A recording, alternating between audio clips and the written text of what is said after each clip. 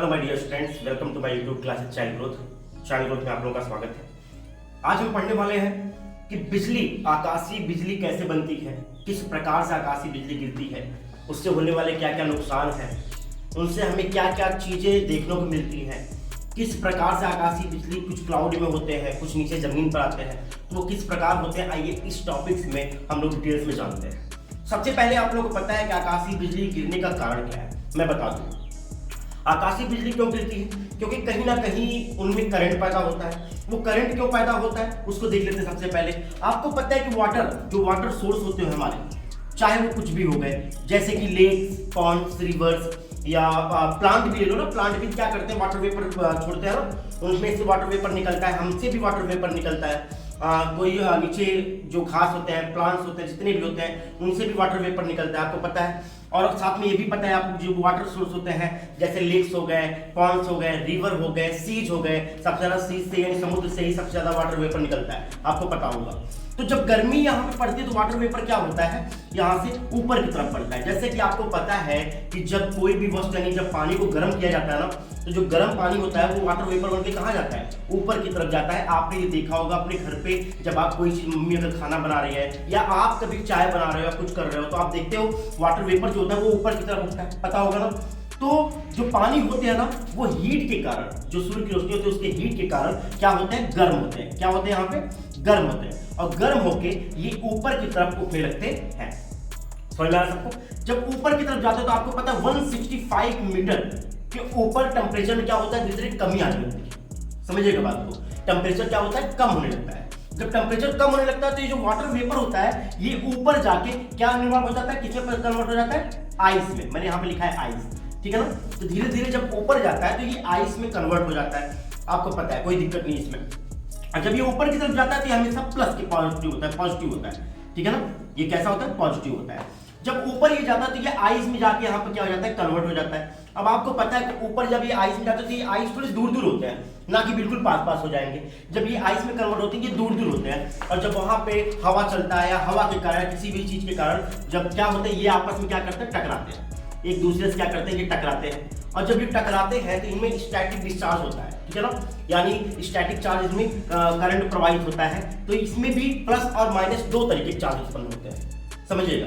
इसमें भी प्लस और माइनस दो तरीके के चार्ज उत्पन्न होते हैं। तो जो प्लस चार्ज होते हैं, ठीक है ना, जो प्लस चार्ज होता है वो ऊपर की तरफ जाता है, ध्यान रखिएगा। जो प्लस चार्ज होते हैं, जैसे मैंने पहले ही आपको बताया कि जो प्लस चार्ज होते हैं वो किधर जाते हैं, ऊपर की तरफ जाते हैं, और माइनस हमेशा नीचे की तरफ आते हैं, ठीक है। क्लियर है सबको। इसके बाद क्या होता है कि अब ये होता है कि सर करंट क्यों होता है, क्यों बिजली चमकती है। तो देखिए, जब ये माइनस, ये भी चार्ज है और ये भी चार्ज है, दो चार्ज चीजें, आप एक वायर ले लो, ठीक है ना, दो वायर ले लो, दो को प्लग लगा दो, प्लग में खोज दो, ठीक है। करना मत ऐसा, एक एग्जांपल के तौर पे आपसे कह रहा हूं कि कभी आपने वो देखा कि बैटरी में दो तार लगाकर बैटरी में, और दोनों क्या हो जाए, दोनों चार्ज है, और दो वायर को आपस में आप जब टकराते हो तो उसमें से क्या निकलता है, चिंगारी निकलती होगी, और चिंगारी के साथ साथ कुछ आवाज भी आती होगी, चक चक या किस प्रकार की आवाज आती होगी, आती है ना। क्यों ऐसा होता है, क्योंकि दोनों, ये भी और ये भी, दोनों क्या है, चार्ज है, चार्ज वायर है। और जब दो चार्ज चीजों को जब आपस में टकराते हैं तो उनमें से क्या होता है कि प्रकाश यानी बिजली उत्पन्न होती है, और साथ साथ उनमें आवाज भी आती है। क्लियर है ये आप लोगों का। तो जब ये प्लस और ये माइनस जब ये आपस में टकराएंगे तो भी इनमें बिजली बनेगी ना। और साथ साथ जब ये माइनस और यहाँ की, कहते हैं ना कि आकाशीय बिजली, ग्राउंड जब जमीन पर बिजली गिरती है तो कैसे गिरती है, ये इसी के कारण गिरती है कि ये भी चार्ज है, प्लस ये जब यहाँ पे चार्ज और ये चार्ज, जब ये ऊपर तरफ उठते हैं, जब ये मिलते हैं, तो उस प्रकार से ये आकाशीय बिजली का निर्माण करता है। ध्यान दीजिएगा, तब बिजली जमीन पे गिरती है जब ये माइनस और ये प्लस आपस में मिलते हैं। क्लियर है, क्योंकि पता है ना कि हवा, हमारे वायुमंडल, एनवायरमेंट में हर जगह पानी की कण मौजूद है, आपको पता होगा। हमारे आसपास भी मौजूद है पानी की कण, पूरे वायुमंडल में पानी की कण मौजूद रहती है वाटर वेपर बनके, लेकिन बस हमें दिखता क्यों नहीं है, क्योंकि भाई ये बहुत छोटे छोटे होते हैं और साथ में बहुत दूर दूर फैले होते हैं। समझ में आ रहा ना। तो करंट, तो आपको पता है वाटर जो होता है ना, वो पानी का क्या कंडक्टर माना जाता है, पानी का सुचालक होता है। वाटर में करंट आराम से प्रवाहित हो सकती है। तो जब ये वाटर वेपर, जब यहाँ से माइनस चार्ज और ये प्लस चार्ज आपस में मिलते हैं तो जमीन पर बिजली गिरती है। क्लियर सभी लोगों को। चलिए देखते हैं कितने प्रकार के क्लाउड होते हैं, कितने प्रकार के बिजली बनते हैं, कैसे बिजली हम लोग देखते हैं आकाश में। सबसे पहला आता है इंट्रा क्लाउड। इंट्रा क्लाउड में क्या होता है, इंट्रा क्लाउड में होता है जब बादलों में है ना, एक ही बादल में। सपोज आपको पता है ना कि बादल अलग अलग बनते हैं, कभी यहाँ बादल हो गया, कभी यहाँ मान लो बादल हो गया, कभी मान लो यहाँ बादल हो गया। आपको पता है बादल कैसे होते हैं, अलग अलग बनते हैं, ना कि बस सारे वाटर वेपर जाके एक ही जगह इकट्ठा होते हैं, ऐसा नहीं है, हर जगह बादल बनते हैं। तभी आप लोग सुनाई देता है कि आज यहाँ बारिश हुई, वहां बारिश नहीं हुई। समझ में आ रहा? आज यहाँ दिल्ली में बारिश है, यूपी में बारिश नहीं है। आज आजमगढ़ में बारिश हुई, यही फूलपुर में बारिश नहीं हुई। आखिर ऐसा होता क्यों है? क्योंकि क्लाउड जो होते हैं ना वो अलग अलग बनते रहते हैं। ठीक है, जहां का मौसम टेम्परेचर कम हुआ वहां पे क्लाउड जाके बन जाएगा। और इसलिए देखिए पर्वतीय क्षेत्रों में माउंटेन जो एरिया होते हैं वहां पर क्या होता है कि वहां पर बारिश बहुत ही कम होती है, सॉरी बारिश बहुत ज्यादा होता है। क्यों? क्योंकि वहां का टेम्परेचर बहुत ज्यादा कम होता है। समझ में आ रहा ना? तो क्या है कि ये प्लस माइनस बन गए। आप लोग इतना पता क्या बिजली कैसे बनती है? अभी इंट्रा क्लाउड में बता रहा था कि जब एक ही बादल में प्लस और माइनस आपस में एक साथ क्या होते हैं, मिलते हैं, जब इनमें चार्ज उत्पन्न होता है और जब आपस में एक साथ मिलते हैं, क्या प्लस और माइनस एक साथ मिलते हैं, तब वहां पे बिजली चमकती है। लेकिन लेकिन लेकिन आप देखते होंगे कि क्लाउड में बहुत हल्की हल्की बिजली चमकती है, ये चमकता है, ये चमकता है, और इसमें से आवाज नहीं आता है। कभी आपने देखा होगा कि क्लाउड में जब बिजली चमकता है ना तो कुछ ऐसी बिजली होती है जिनमें आवाज नहीं आती है, बस छोटा चमकते हैं, छोटे छोटे चमकते हैं, देखते हो ना आप लोग? वैसी उसी को कहते हैं इंट्रा क्लाउड, जो कि एक ही बादल में प्लस और माइनस के मिलने पर होता है। ये होता है इंट्रा क्लाउड। क्लियर सभी लोगों का? इंट्रा क्लाउड क्या है? जब आप छोटी छोटी बिजली जो चमकते हुए देखते हो ना, उसी को हम इंट्रा क्लाउड कहते हैं। वो सिर्फ एक ही बादलों में प्लस और माइनस चार्ज के आपस में मिलने से होता है। क्लियर? हाँ, उसमें आवाज नहीं आती ना, आप ध्यान रखिएगा। अब क्लाउड टू क्लाउड, सेकंड हमारा पार्ट क्या कहता है? Cloud to cloud. अब क्लाउड टू क्लाउड क्या है? जैसे ये हमारा बादल हो गया, ये हमारा बादल हो गया, इसमें भी प्लस माइनस है और इसमें भी प्लस माइनस है, ठीक है ना? तो जब ये प्लस इन माइनस से मिलता है, यानी बादल से टकराता है, ध्यान दीजिएगा, जब बादल बादल से ये प्लस माइनस हमारे टकराते हैं, उस समय क्लाउड टू क्लाउड, उस समय बिजली भी उत्पन्न होती है। और आप अक्सर इन्हीं को देखते हो, क्लाउड टू क्लाउड, ये सबसे ज्यादा होने वाले आपके जो बिजली चमकती है, सबसे ज्यादा क्लाउड टू क्लाउड से ही होता है, ठीक है ना? इसमें क्या होता है, इसमें बहुत तेजी के साथ आवाज भी आती है और साथ में जो बिजली की चमक होती है वो काफी दूर तक होता है ना? काफी दूर तक बिजली चमकता है जब हम आकाश में देखते हैं। और जब देखते हो आप आवाज आने वाली, तो आप देखते हो बहुत दूर दूर तक तड़कता रहता है हमेशा। क्यों? क्योंकि बादल बादल आपस में टकराते हैं, ये चार्ज जो होता है ना एक दूसरे से टकराता है, इसलिए क्लाउड टू क्लाउड में आवाज भी आती है। क्लियर सभी लोगों का? Number third, cloud to ground. Cloud to ground में क्या होता है? ये जो मैंने बताया, जो ये बिजली है, ये डिस्टेंस, जब ये माइनस और प्लस आपस में मिलते हैं ना, उस वक्त क्लाउड टू ग्राउंड जो बिजली होती है वो चमकती है, जो बिजली हमारे जमीन पे आके गिरती है। समझ में आ रहा ना? तो अब आप लोगों का एक क्वेश्चन बनेगा कि सर लाइट जो होती है, प्रकाश जो होती है, हमें बिजली सबसे पहले चमकती हुई दिखाई दे देती है, लेकिन आवाज काफी देर बाद आता है ना? 2 सेकंड रिले करके आता है कि पहले बिजली चमकी, इसके बाद आवाज आया, फिर बिजली चमकी, फिर आवाज आया। ऐसा क्यों? ऐसा इसलिए होता है क्योंकि आपको पता है ना कि लाइट जो होती है, प्रकाश होती है जो, उसकी गति ना स्पीड के मुकाबले क्या होती है? तेज होती है। अभी सपोज दैट कि एक कोई बाइक ले लो और एक साइकिल ले लो, ठीक है ना? अब बाइक और साइकिल में रेस करोगे, सबसे पहले कौन जीतेगा? भाई बाइक जीतेगा ना। क्यों जीतेगा? क्योंकि उस बाइक की स्पीड क्या है? तेज है, तो सबसे पहले तो वही जाएगी। सेम चीजें होती है कि जो लाइट है और जो साउंड है, लाइट की जो स्पीड होती है वो साउंड के मुकाबले बहुत तेज होती है, इसलिए सबसे पहले हमें लाइट दिखाई देती है, इसके बाद हमें साउंड, ठीक है ना? यहां पे देख लेते हैं, यहां पे लिख दिया कि जो साउंड की गति होती है वो 330 मीटर पर सेकंड होती है ना? और जो लाइट की गति होती है वो 3 × 10 का पावर 8। सोचो कितना ज्यादा होता होगा, 3 × 10 का पावर 8 मीटर पर सेकंड।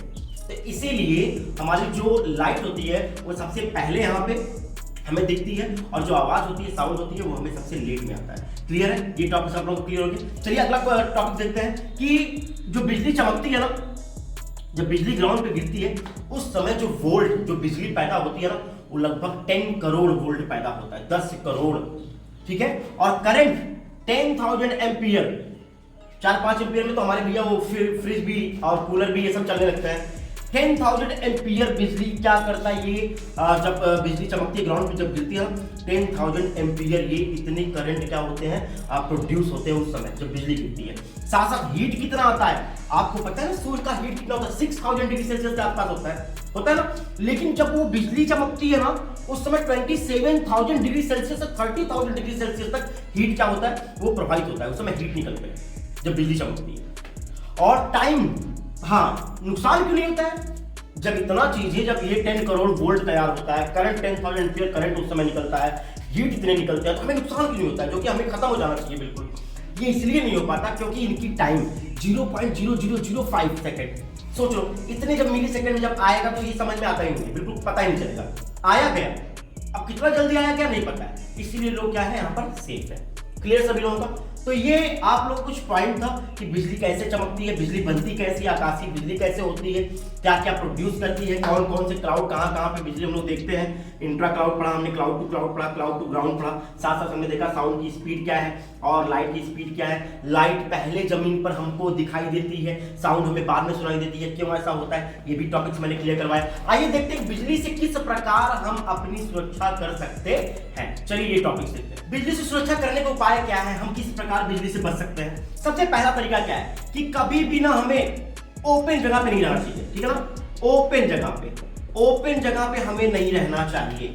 जैसे अगर हम किसी प्लेग्राउंड में हैं, अगर हम सड़क पे हैं या हमारे ऊपर छत नहीं है, हमें उन जगह पर रहने से बचना चाहिए उस समय जब आकाश में बिजली चमक रही हो। क्यों? क्योंकि उस समय हमें बिजली का झटका ज्यादा लगने का चांस है, क्योंकि जब बिजली चमकती है तो वो ओपन जगह पे बहुत ज्यादा टूटती है, कहाँ ओपन मिले डायरेक्ट वो गिर जाए, ठीक है ना। तो ओपन जगह पे हमें नहीं रहना है। और टॉल चीजें, जितनी भी टॉल थिंग्स है ना, अब टॉल थिंग्स में क्या क्या आ सकते हैं बेटा, टॉल थिंग्स में आ सकते हैं आपके जैसे पेड़ पौधे आ सकते हैं, है ना, और बिजली का पोल जो होता है वहाँ वो आ सकते हैं, टेलीफोन का पोल जो हो सकता है, वहाँ पे ऐसे एरिया के में हमें नहीं होना चाहिए जहाँ पे पेड़ पौधे, उनके नीचे कभी मत बैठो आप। क्योंकि बिजली क्या करता है ना कि ऊपर से आता है और ढूंढता है, कोई बड़ी चीज तो नहीं है, सबसे पहले वो क्या करता है उसी पे गिर जाता है। जितनी बड़ी चीजें हैं वो ज्यादा आने नीचे आने तक में वो क्या होता है, थक जाता है बेचारा। इसलिए जो बड़ी चीजें होती है उससे डायरेक्ट आके क्या होता है, गिरता है। इसलिए जितने भी टॉल थिंग्स हैं वहां पे हमें नहीं होना चाहिए, चाहे वो पेड़ पौधे हो गए, चाहे वो इलेक्ट्रिक पोल्स हो गया, किसी प्रकार का जो बड़ा चीज है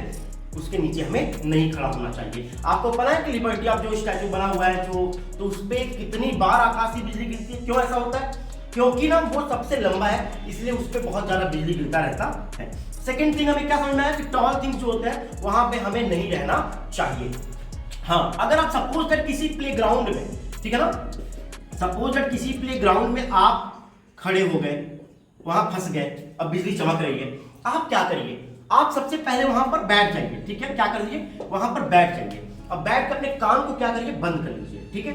बैठ जाएंगे, कान को बंद कर लेंगे तो बिजली का झटका लगने का आपको चांस कम रहेगा, ठीक है। और अगर 3% अगर आप लोग हैं, कितने परसेंट है, अगर 3% है, 4% है, 5% है, मोर देन 1% अगर आप लोग हैं तो कम से कम आप लोग 100 फीट की दूरी बना लीजिए आपस में, 100 फीट की दूरी पर खड़े होइए। ये बिजली से बचने का एक तरीके का उपाय है, ठीक है ना।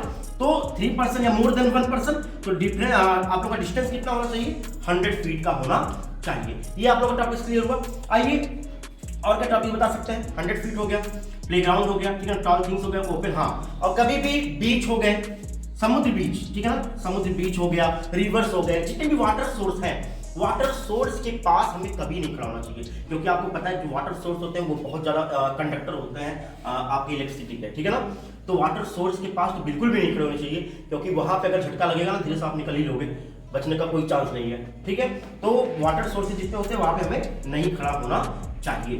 तो ये थे कुछ उपाय आप लोगों के कि किस प्रकार से आप लोग बिजली से बच सकते हैं। बिजली से बचने का मैंने कुछ उपाय यहाँ पे बताया है। तो चलिए मिलते हैं ऐसे ही किसी शानदार टॉपिक्स पे जहाँ पे आप लोगों का नॉलेज बढ़े, जहाँ पे आप लोग समझ सकते हैं कि क्या क्या चीजें हमारे लाइफ में हो रही है। तो ऐसे कुछ नए टॉपिक्स के साथ मिलते हैं। तब तक के लिए बाय बाय स्टूडेंट्स, अपना ख्याल रखिएगा।